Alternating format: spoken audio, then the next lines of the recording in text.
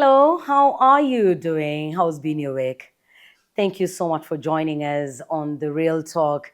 My name is Jackie Lumbasi. Now, all my years in the media, I longed for a time I would get an opportunity to interview a pilot. You've seen them. They look really nice, yeah? Hot guys in those black suits. And I hoped for that.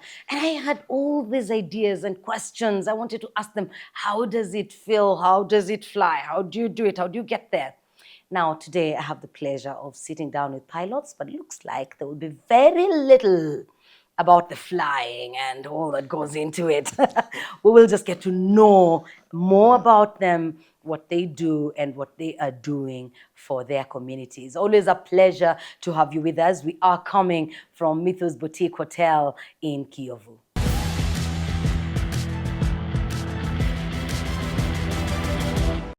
Welcome to the show. Our guests today are George Matimba. George, it is a pleasure to see you. And Tony McGee. Yes, Tony McGee. Pleasure to sit with you both. Yes. Thank you so much for honoring our invitation. Thank you for having us. How's your stay in Kigali so far? Starting with you, George. Oh, Kigali has been amazing and very welcoming, and it is good to be back in the continent and to see so much progress and just so many things happening. I think the development that's happening in Rwanda is totally amazing compared to, if I were to compare it back with my own home country, Yeah. which is Zimbabwe, I say Kigali takes the gold medal. It does. Tony? It's awesome. It's always good to be back Yeah. on the continent of Africa. It's my first time being here in Rwanda. I love it. People are nice. So far, the experience has been pleasant.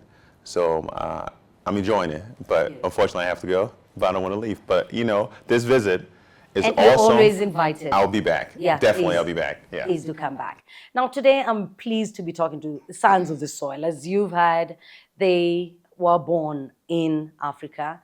George was born in Zimbabwe. Tony was born in Liberia. And then life happened, Today they are pilots in the US.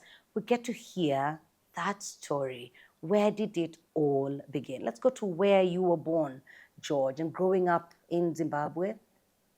Well, I was born in Harare, which happens to be our capital city. And growing up, I always had this fascination and interest in airplanes. And one day we went to the airport.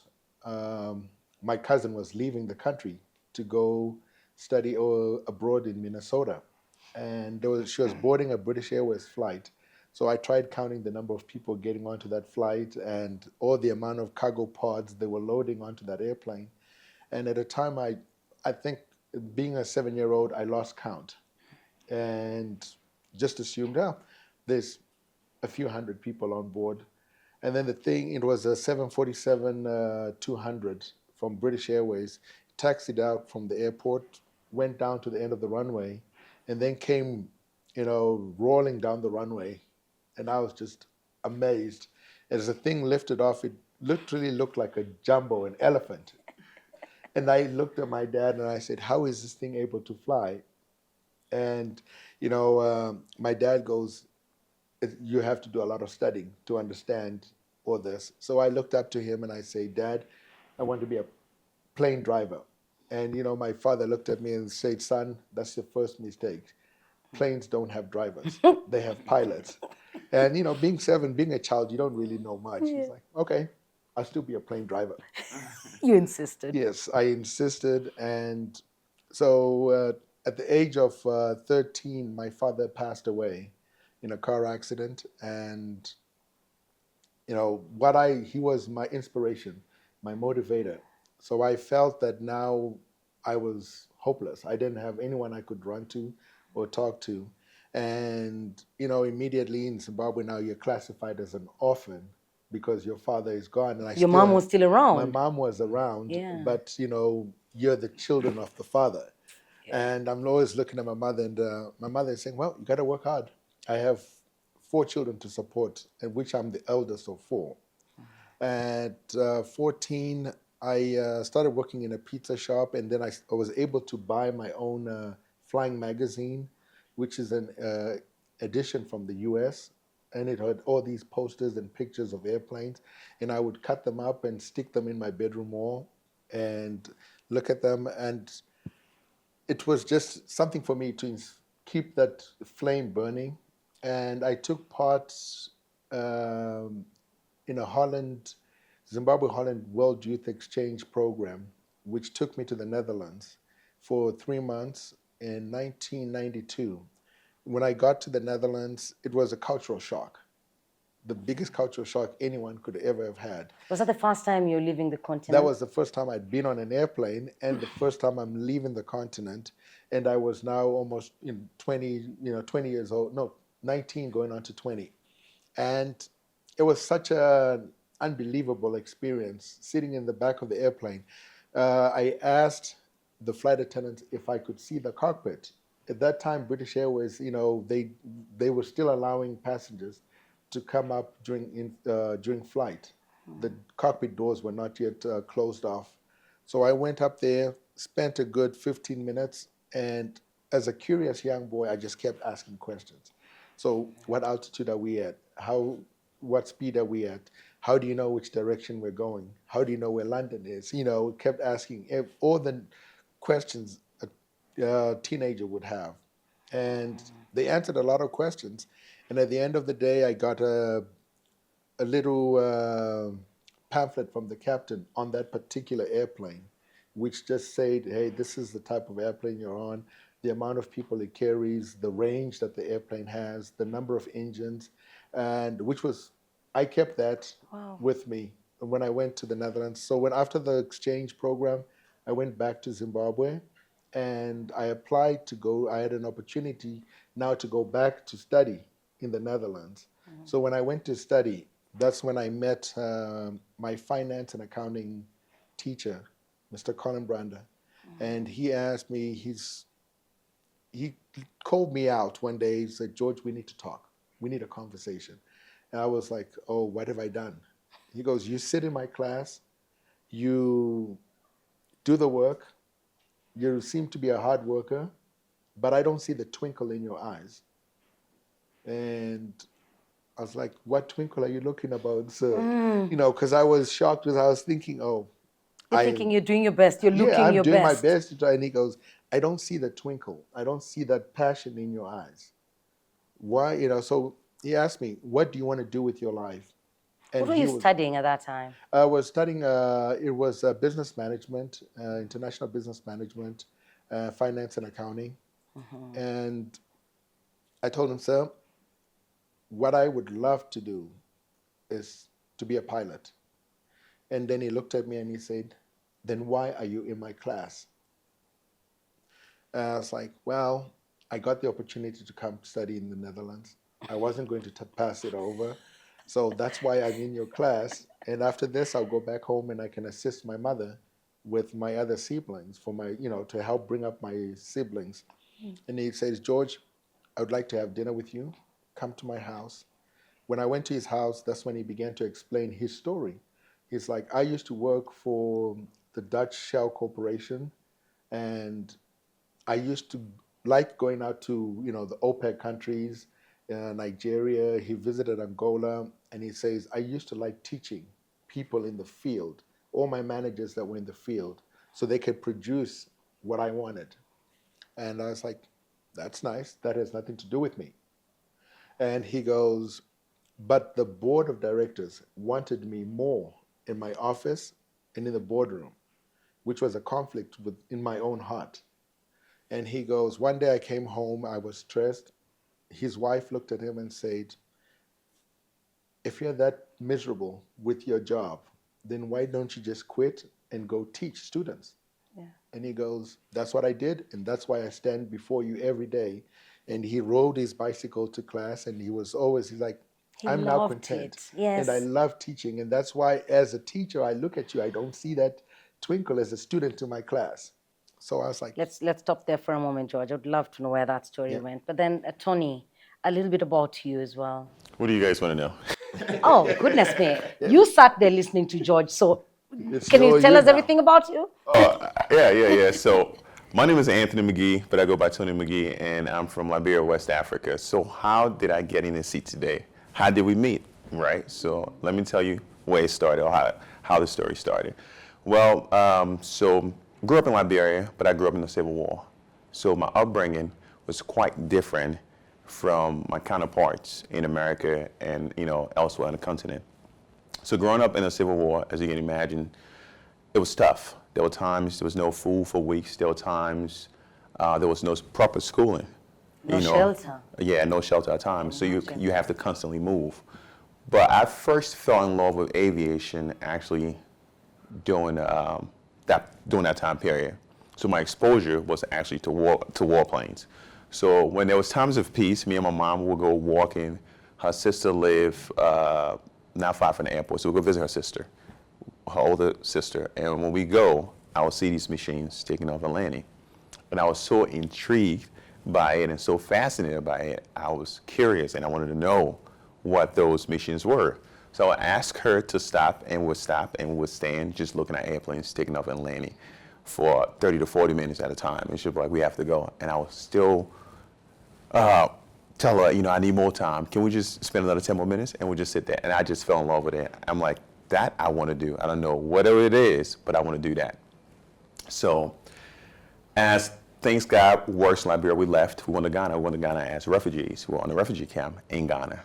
I stayed in Ghana for, I think, about 2 to 3 years, 2.5 to 3 years. And I left Ghana, I went to the United States. So just going to Ghana, as you can tell, it was a cultural shock, because there were times in Liberia you didn't have running water. You had to literally go to the river. They would have bodies down here.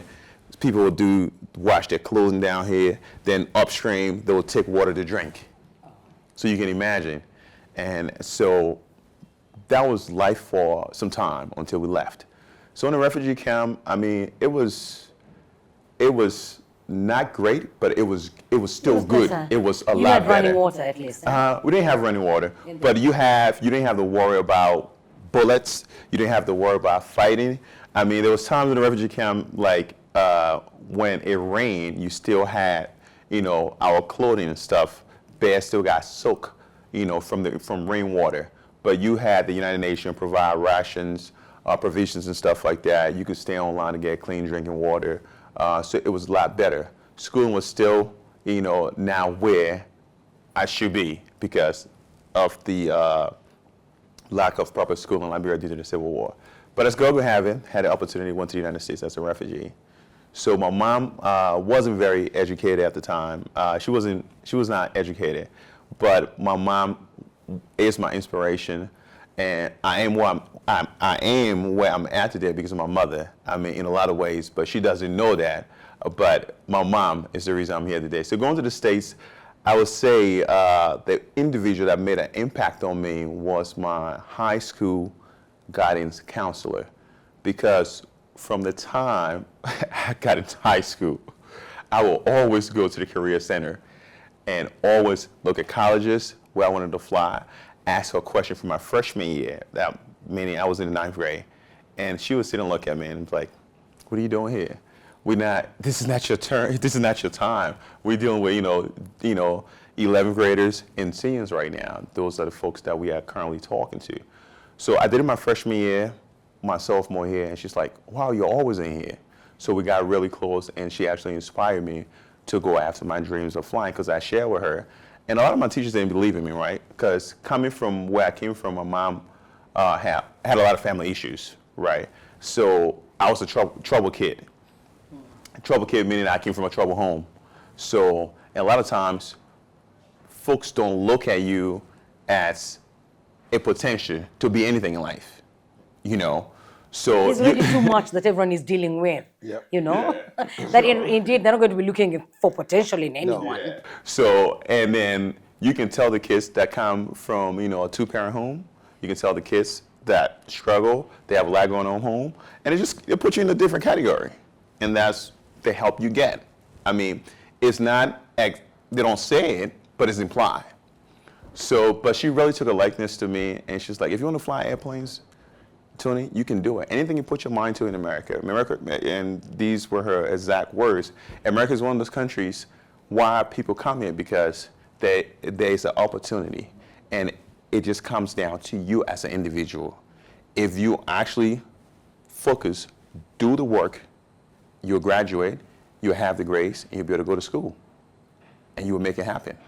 But you just have to put in the work, stay out of trouble, watch the crowd that you keep. It's very important for you to do that.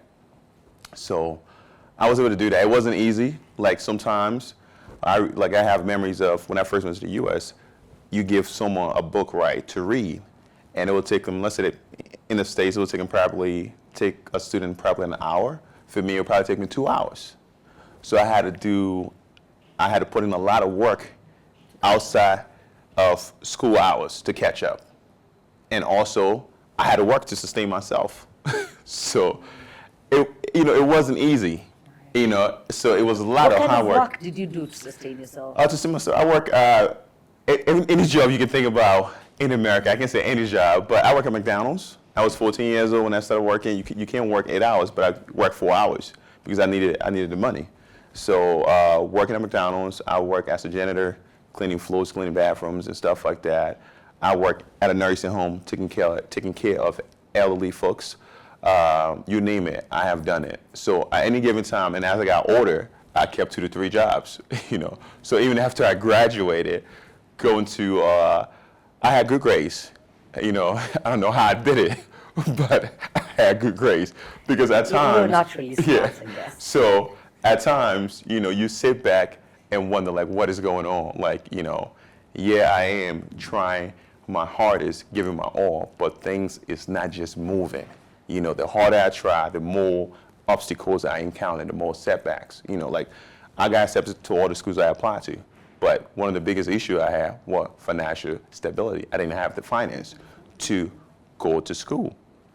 So I remember I drove to school and I went to student accounts. So student accounts is the office that tells you, hey, this is what you owe and this is what you have to pay before you enroll. So you imagine driving, packing all your belongings.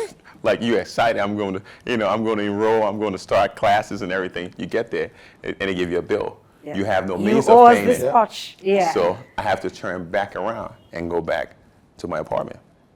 So you can imagine how that feels. Sit out for a few semesters, work, save up money, and try to re-enroll. Yeah. So that was so that's a bit about my story, man. Yes, I would love to, when we come back, I need George to finish the story of that dinner, and then we get back, then we move to, coming from that phase where you're struggling and all, how did you then end up flying the plane? We'll get to that. George, so that dinner changes everything about you? I think the dinner was what now begin to light the fire now and add the gasoline to say, hey, look, there's opportunity, this man is right.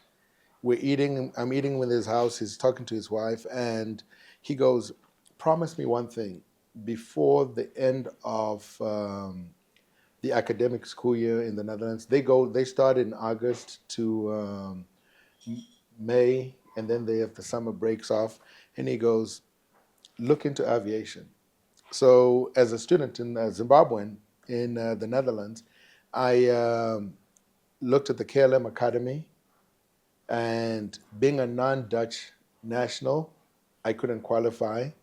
And then I ran into this, a pilot that I ran into at Amsterdam told me about the International Aviation Center that was located in Amersfoort. And he said, you need to talk to these guys. They might be able to help you. So I talked to these guys at the International Aviation Center, and they said, yeah, you need to pay $3,000, 3,000 Dutch guilders for the selectee program, and then we'll do an assessment on you, and did you we'll have that move money? on from there. Now that's the kicker, is in everything. You don't have, like Tony, here I am, I'm only getting like a stipend for 150 Dutch guilders a month. And I had accommodation that was, for my dormitory was, paid for, but I'm getting 150 to live off, which bought groceries, and I try to keep warm by, buying clothes and everything. So I started a job being 21 years old, delivering newspapers as a kranteloper. They call it kranteloper in the Netherlands. You know, that's a job that a lot of the teenagers, 13, 14-year-olds do. They'd go around delivering newspapers, throwing On newspapers in, bicycles. yeah, in people's yards. And then they have the reclama ads, which people, you know, like advertisement from grocery stores and everything. They put those through the door. And so I started doing that, and that was giving me about 400 guilders every 2 weeks. So I kept on doing that, kept on doing that. I think I raised about, you know, 3,500 Dutch guilders within a year. And then I went back to the International Aviation Center. Their cost had gone up a little bit, but I was still able to meet that. I paid. They gave me a stack of books, you know, to read about airplanes. And they told me that I needed to go to Schiphol Airport to do medical, you know, to get a medical certificate. So I went and did that, came, read all the books, went now for the day of the flight intro. We took off from an airport in Apeldoorn, right in the middle of the Netherlands, called a small city called Apeldoorn. We take off. As soon as we take off, this KLM captain looks at me and he goes, "You have the controls." And I was shocked. I'm like, "What?" You know. So I just grabbed onto the yoke. And I remember from reading, they were saying, you know, because You had never touched it I've before. never huh? touched an airplane before, and this is the first time. And what they were trying to judge my, you know, abilities and aptitude, and see where my skill level was. As somebody who had never touched an airplane, I think my skill level was probably zero. So I'm looking. I remember, okay, if you put the little airplane, you know, symbol on the attitude indicator in the blue, you're climbing, and if you put it down in the brown, you're descending, and if you maintain it on the horizon, you're flying, you know, straight and level. So I remember that from the book. So I just, okay, he wants me to fly. So I grabbed it, kind of pulled back a little bit, and he goes, "Oh, no, no, no, not that much, you know, Slow because down. you're slow, you know." So I finally put it to him, and he goes, "You also got to maintain airspeed as you climb." So we're talking now, we said, and he's like, "So, you know what instruments you're supposed to looking at, right?" And I was like, "Yeah, I think I remember it was airspeed, attitude, and altitude." And he goes, "Okay, at least we're going in the right direction. You know, we're moving in the right direction." We flew around, and then, you know, coming back to land, he goes, "We're gonna land now." And so he goes, I'll do the landing." And I didn't want to let go of the controls. You enjoying it? I'm enjoying it. I'm like, literally, no, I'm not. I got this now. I'm not giving the airplane back to you. So I just held on, and he's sitting in the right. He's like, "No, no, no, I got it. I got it. It's my control." So I'm now watching him. You know, he had his hand on the throttle and trying to maintain at least 65 knots coming down, and 60 knots on final. And it was a 152, and I'm just like, okay. Okay, and I'm trying, you know, looking at him, we're doing everything. And we landed, and he goes, "You still want to go again?" And I said, "Yes." So we took off Oh. again a second time. Then he goes, "We'll just do a traffic pattern, come back and land. And this time, if you want to, I'll let you." Take off. It's not you know, it wasn't the most beautiful of anything. It was, you know, a mash of, you know. Well, it was your first time that First time in the airport. experiential. Oh, it was lovely. I still remember it like yesterday. It was, and you also had this experience for the first time with the pilot who allowed you to go. You had never touched the controls when Oh, he said, absolutely. My first time being in a plane. So this whole time I wanted to fly. Yeah. The first time I was in an aircraft was actually when I left Ghana for the States. So we went up this air stairs, and my mother was holding my hand. I just took my hands and ran into the cockpit. So she's scared, and she's, "Oh my God," you know, kind of frantic. "What are you doing?" So the pilots told her, "No, it's okay. It's okay." And it was on a United Airline aircraft, and I fly for United. So I get in there, man. It's like a kid in a candy store. My eyes just lit up looking at all these buttons, just looking around.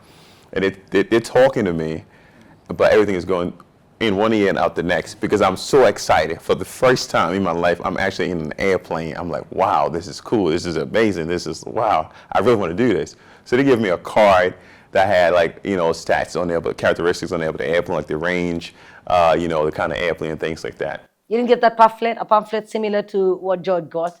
You get a card. I just got a card. So you know, I usually give you a card. They used to. We still do. Then when I went to the States after I graduated and I enrolled at Delaware State University, my first flight was actually with a Liberian pilot. May his soul rest in peace. His name is Antonio Vidi. So there was this guy there's this colonel named Colonel McKnight. He's in the Air Force, retired. So there's a lot of people. So I got to give a shout out to a lot of people that got me here. So Tonya Jane Gibson, Lester Williams, Ryan Houston, and if I'm forgetting anybody else, I'm sorry. It's not it's not on purpose. But I said my mother, she was the foundation. But a lot of other folks, actually contributed, and took me on. Colonel McKnight for one. So anyway, they set up this thing for my intro flight. It's called intro flight, right? They set it up for in the evening. So I got there, and this guy is talking. I have no idea he's from Liberia. It's like, dude, where you from, man? I'm like, oh, I'm from Liberia. It's like, guess where I'm from? And I'm like, I'm looking, because it's my first time. I walked in, I'm looking at a facility. They got simulators. They got, they got a world-class facility. So I'm just looking like, wow, I'm actually going to do this. I'm going to fly an airplane. so, he's briefing. He's giving me the headset, telling me what we're going to do. And I'm just like, wow. It's happening. It's happening. So I can't believe it, right? Wow, so he's like, dude, are you still there? I'm like, yeah. He's like, I'm from Liberia. I'm like, wow, okay. And then he signed my logbook. So we get in the airplane. He's like, okay, this is what I want you to do. Just follow me on the controls. Don't lock up anything. So we took off, and we took off. It was in the evening time. I don't know if you ever flew in the evening. If you fly in the evening, when you sit up in that cockpit, right, the view you get is priceless. It's amazing. The view is stunning, especially in the evening time. There was no wind. The sun was setting on the horizon. We took off. We did a few turns. It's like, okay, now your controls, Captain. you want it? I'm like, me? So I'm there. It's like, so the whole time you've been dreaming about, something that you want in life. When it actually start to happen, like the feeling is just, I can describe the feeling. It's just raw. It's just like, wow, I'm at a lack of words. I'm actually holding the controls. Little me from Liberia, West Africa, right, where I was in a war, growing up in a war, I was in a refugee camp, and didn't even have, I had this dream, I had this fantasy, right, but now I'm actually doing it. I'm actually, living it. Yeah, I'm actually able to do it, so it's like, so I'm just there, it's all these feelings, I don't know how to process it, but it's amazing. Just looking at the sun, on the horizon. This is my first time seeing that kind of view, looking at the Delaware River Bay. Everything's just quiet, and it's just the radio, ATC, Antonio right there, and he turned right, I'm turning right, I'm like, wow. But the whole time I'm reminiscing. So it was lovely. I don't know how to put it into words, but it was beautiful. So that was, when I did that, and I'm like, man, I'm gonna do this. I am going to do this no matter what. I'm gonna make this happen. We're taking a break. Our guests today are George and Tony. They are pilots in the US, but born in Africa, raised in Africa. When we return, we'll be talking about We Were Once Them. It's the name of an organization that they started.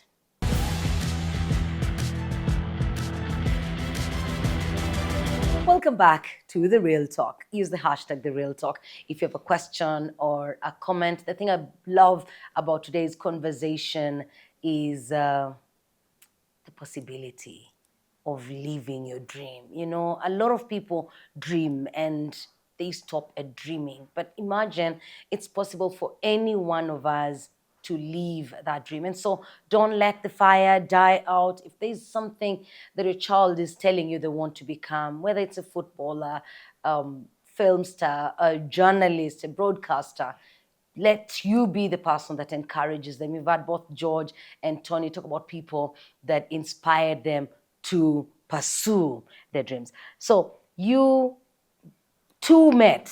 Yeah.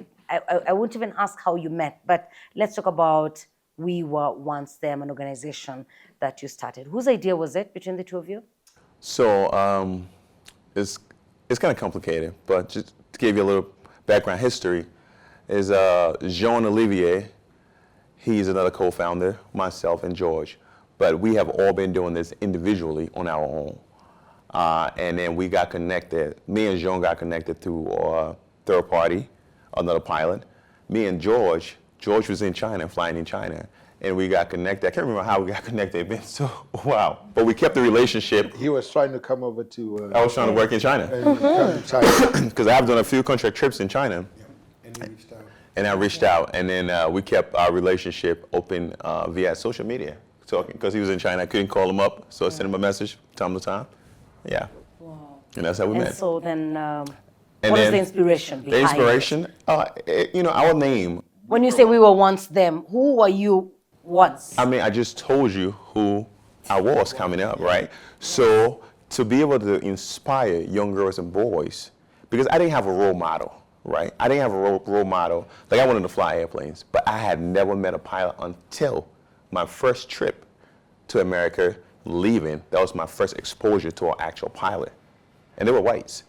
And my second exposure, even in the United States, was when I went to Delaware State University, my first introductory flight. So imagine. So to be able to share that passion, to share that story with someone that looks like me, with kids that looks like me and sound like me, I think is more impactful. You know, they don't have to be a pilot, but just giving them hope. You know, hope, that's all you have. Yeah. You know, if you have hope and you determine you can do anything, I believe the human mind is the greatest thing. If anybody wants to do something, they can with the right support system and the right focus, they can. Because you can't stop the dreamer. You can't kill the dreamer, you know. I agree. Yeah, so being able to do that, that's where the name comes from. So how can we tell a story, and how can we not even sell it? How can we tell a story, and how can we just come up with a name that reflects who we are and where we come from? So the name, Because there's so much in a name, Yeah. actually, yeah? We take it for granted, but the name says a lot about an individual or an organization.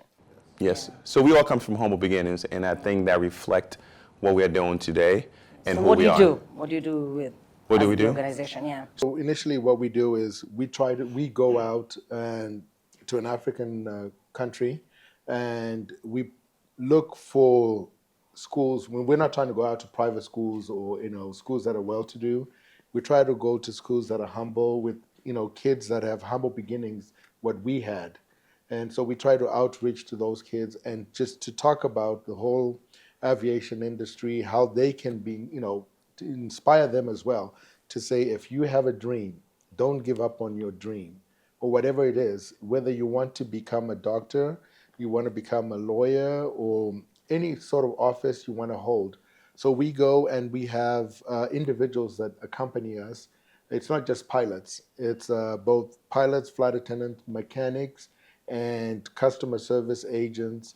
Anyone who has any part to do within the aviation industry has been able to come with us, and they get to speak and stand in front of the kids. So the kids get to see someone that looks like, them, and actually come and even hold their hands and, part of our experience. And I love the fact that you go in your uniform. Yes. Yeah. So you got to create it. cool. You got to create a visual, right? You got to give them a visual. And just to piggyback a little bit, so we do 2 events a year, and we select 1 Caribbean island and 1 African country, and we visit these kids, like George said, to expose them. Not only that, but create a bridge where we can mentor them and just tell them, if we can do it, you too can do it, and then help in other capacity. And so we are still developing and growing, still a learning curve for us, but we feel that that's important because as the continent grow, we need that, we need that. Like if you look at the world today, if someone wants to come to your country, what's the quickest way of transportation? By air. So in order for us to develop, that aviation sector has to be developed. I know most countries, that's not a priority right now. But as we grow, like I said, that sector will have to be developed. We'll get there. So you have to expose the young minds to that field. And a lot of time in our search and through our program, we have found that a lot of these kids haven't even seen an airplane. They don't even know what an airplane is. Yeah. No, for a lot of us, we were only seeing airplanes on TV. Yep. and it would be a black and white TV, maybe in a neighbor's home. Oh. Really, growing up in a village, when did we? It took forever for us to see an aeroplane or even take that Like first Jean, flight. like just like you said, like Jean, the other co-founder, his first exposure to airplane was actually in a book because he lived in a village and he was fascinated with that picture and wanted to know what that machine were. And Imagine. When George said that he was at the airport at the age of 7, I was like, oh, lucky you. Like, lucky you, because Yeah. we didn't, even the larger family did not have anyone Yes. flying at that time. And then most people ask you, why do you want to fly airplanes? Do you think you're better than us? You know? Do you know where we come from? We don't dream airplanes. No, we don't. Yeah. And how long have you been doing this? So for me, I would say probably over 10 years as an organization since 2017. Okay. Yeah. Oh, that's amazing. What made you come to Rwanda this year?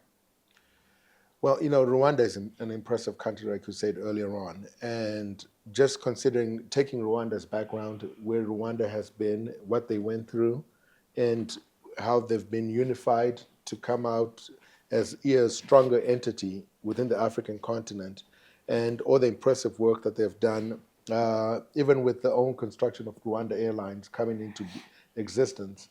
So we wanted to share that, to see that exposure for ourselves, and which is an eye-opener for, even for myself, and I'm sure for Tony as well, just to be exposed to how this country has been able to come up from the ruins that, the past history, to now being such a contender on the African nation, which I honestly think that there's more to be done here. Because yesterday, the kids we saw, they were saying, hey, Ndege, are you going to show us Ndege? And they've seen the planes fly over. And they were like, are you going to show us and take us to Ndege? And I was like, not today, but you will see one eventually. So we hope that our efforts will probably, with Rwanda Airlines, start expanding to all these other schools within the country, so that those kids can have exposure, maybe have tours to the airport to actually see an airplane parked at the airport. Yeah. And today we did that too. Today You did, yeah. huh? So, and that was one of the first. So shout out to, the CAA, shout out to Rwanda Air, the CEO, for making that happen. Shout out to Nyasha of ALA. Because Did the kids get on the plane? Or Oh yeah, we were able to take them on the tour, walk them around the airplane, explain the different parts of the airplane. Actually, they got in the cockpit, did a tour in the cockpit, tell them how an airplane starts, the different controls, what's a rudder, how you turn in the air, how you bank, and things like that. So it was very, very humbling, a humbling experience for myself. So, and they enjoyed it. I love what you're doing, and especially I think for me, coming from people like you that have experienced it. And I've said this before, anyone could come from America and visit Africa because of what they have seen on TV, or an organization is sponsoring them to come and visit and work with malnourished children. But you people are coming from a place where this is the life that we lived. But in actual sense, you're not coming to leave these children the same way you found them. You want to make sure that you walk with them and ensure that they don't allow that dream to die, which I love very much. Like, you're blessed, and we actually are blessed in order to bless. And you're not doing this because you have a lot of money, are you? No. It's not even a passion. It's a life work, because it's the only way we can develop. Somebody did it for me, and I feel like, in order for us to grow as a people, we have to reach back and give a helping hand. And you don't know what kind of impact you are actually having until someone, like, I was at the airport like a few years ago, and this girl saw me. She's like, "You're Anthony, right?" I'm like, I go by Tony. She's like, you came to my country. I'm like, she's like, you came to my country. I'm not flying, but I'm actually doing IT. And but the conversations you had in our small group, it really made a difference. I really took school seriously. And what sort of challenges do you encounter when you're moving around these countries? And I imagine you travel probably with a lot of items, because you're coming down to give back to the community. Now the biggest is bringing things from overseas. Because when we talk to our own airlines that we partner with, the airlines that employ us, we ask them to give donations or anything they could give us to take to the kids here, to inspire the kids and to encourage the kids. And now bringing those things into a nation, like Rwanda, it presents a challenge in itself and a major headache. And I'm sure you could tell we had one of our co-founders, Jean, was at the airport, 3 days, just trying to get things. Trying to clear the items through Yes. customs. Through Ooh, where was customs. that? Here or in elsewhere? Kigali. Here. That was 3 days. Yeah, and I understand they have process, and you got to pay taxes. But what I found, and I still don't get, and this is everywhere I have been, where we have run our programs. Oftentimes, it's like you bring a lot of resources, because when we reach out to a orphanage or school, they'll create a wish list, and we'll do our best to fulfill that wish list. And those are the packages we ship. Yes. So when you bring that, you still got to pay duty, you still got to pay taxes, you still got to pay. And sometimes it's like, okay, I'm paying all this money, but these things are going towards your country to benefit these kids, to be able to expose them. But you still, so then it becomes, is it worth it? Are you thinking of having a negotiation or a conversation with the different governments? Yes. Because as you said, this is not just about Rwanda, but are you thinking of doing it at a level where when you come in, they know why you're doing this? And It's a learning process. So, so what we have learned is, you reach out, and sometimes when you reach out, you really don't get a proper response, and send emails out, make phone calls, nothing. And then he's like, hey, we're gonna go. It's Africa, so we're gonna go and see why. I'm sorry to say it. We're gonna go and just see what happens. You get it? We're gonna work it out. So like, even when sometimes you have like your supplies being transited through another country, they still want you to pay.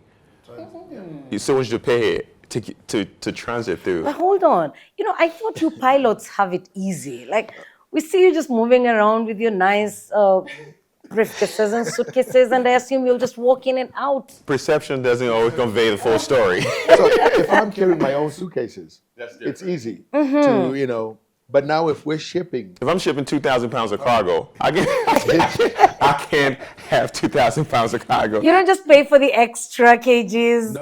No. So you pay for that, and I believe You pay for that and more. Yeah. you pay for that and more. But I believe that something needs to be done, in probably a bigger conversation at a higher level. That because they can verify what you're doing. They can verify what you're doing. We had letters of the NGOs, the orphanage we're working with, and the schools. And we asked them for letters. And we put that along the packages that we were bringing in, open the file, but still nothing was done. Moving forward, you need to find a way of making it smoother. And that's work in progress, and which we are learning that each country, has different processes and different procedures, how they want things to be brought into the country. So we're learning as we go. So next time we come back to Rwanda, we now know what the Rwanda procedures are, and we'll be experts. We'll be like, hey, we've been here before. Exactly. We're going back to these kids that we saw. We want to see the progress that they've made, but now, please, we've done this. You know what we're doing. Is the door open? And what do we need to make, because we also want the nation to benefit, because the taxes in Rwanda, they build the nation. They're building the nation. Yeah. So, we want to contribute. Yes, we don't mind building contributing to the, that building of the nation, but maybe with a little leniency on it. And then, they're watching. Yeah. So that's why we ask maybe for a little leniency on that one. Yeah. Because we do follow up, right? So we do follow. We come back to see the program we ran, because we do STEM program with the kids, just to give them exposure to that. Because you look at the world today, everybody advancing. STEM is a big thing right now, right? So to come back, do a follow up, see where they are, see what impact the program has, who we can give what to further their studies and things like that. So we'll be back in Rwanda, and like he's saying, so hopefully it's a smoother process. We know the process now, we know what is expected of us, but just a little bit, like he said, a little bit of leniency, because we're coming for a good cause, and that goes a long way, We're coming to the end of the conversation. I'd love you to look at the camera and speak to a young child, a young African child, tell them whatever you have in your heart. Well. What I will say is that to a young girl or young boy, I'll speak to young girls, you have to believe in yourself. It doesn't matter what I tell you, but to be able to believe in yourself. When you are struggling with whatever that you are trying to accomplish, stand in the mirror, stand before the mirror and look at yourself and say, I can do this. No matter what, I can do this. Because you being able to convince yourself and continue to work hard every day, one step at a time. So you have pizza, right? I know you guys have pizza here in Rwanda. You just don't take the entire pizza and eat it, right? You gotta do it in slice. So life and goals and dreams, you gotta take it step by step, one day at a time. And some days might seem hopeless. It's a part of the journey, but you have to enjoy the process. There'll be a lot of distractions, friends, family, but you have to surround yourself with people who believe in you, who will nourish you, and who will encourage you. And you can tell who you have in your corner and who is not in your corner by the things they say to you. And if someone started to say negative things to you or try to turn you away from your dreams, you don't have to confront them. You just simply have to step back and know that they're not in your corner and try to surround yourself with more positive people that will continue to push you and help you go further. Thank you so much. It has been such an honor for me to bring you this story. Thank you for making time to join us. George Matimba and Anthony McGee, they're pilots in the US, born in Africa, and through We Were Once Them, giving back to Africa. You go to Instagram, we_WOT, find them and get to interact with their work. And they're both available online. If you have a question or a comment, they will respond to it. My name is Jackie Lumbasi. It has been a pleasure having you with us, and we will see you next week. God bless you.